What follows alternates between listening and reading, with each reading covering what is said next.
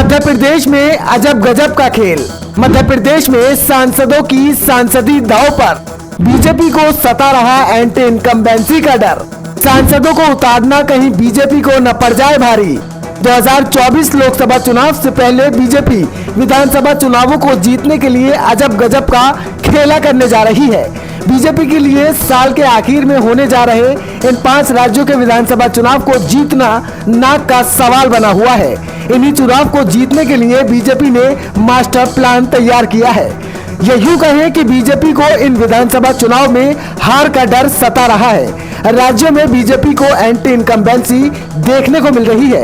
इसी बीच अब बीजेपी ने 39 उम्मीदवारों की अपनी दूसरी सूची जारी करके मध्य प्रदेश के राजनीतिक हलकों के साथ साथ अपने ही संगठन में हलचल बढ़ा दी है, क्योंकि इस बार 3 केंद्रीय मंत्रियों और 4 सांसदों को विधानसभा के चुनावी मैदान में उतारने का फैसला किया है।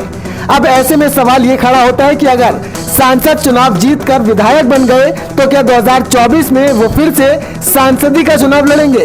हालांकि ये पहला मौका नहीं है जब बीजेपी ने सांसदों को विधायकी लड़ने का ऐलान किया हो। इससे पहले भी बीजेपी ने राज्य विधानसभा चुनावों में इस तरह का फॉर्मूला आजमाया था। 2021 के विधानसभा चुनाव में पश्चिम बंगाल चुनाव में बीजेपी ने अपने 5 मौजूदा लोकसभा और राज्यसभा सांसदों को टिकट दिया था, लेकिन केवल 2 ही भाजपा सांसद जीतने में सफल रहे। यह तक कि उस चुनाव में बीजेपी के दिग्गज नेता और सांसदों को हार का सामना करना पड़ा था।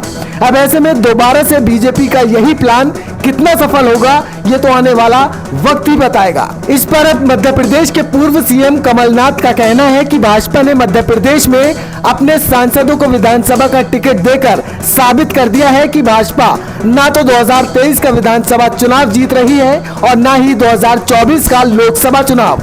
अपने ट्विटर पोस्ट पर उन्होंने कहा, अपने को दुनिया की सबसे बड़ी पार्टी कहने वाली भाजपा को आज ये दिन देखना पड़ रहा है कि उसको लड़वाने के लिए उम्मीदवार ही नहीं मिल रहे हैं, तो फिर वोट देने वाले कहां से मिलेंगे।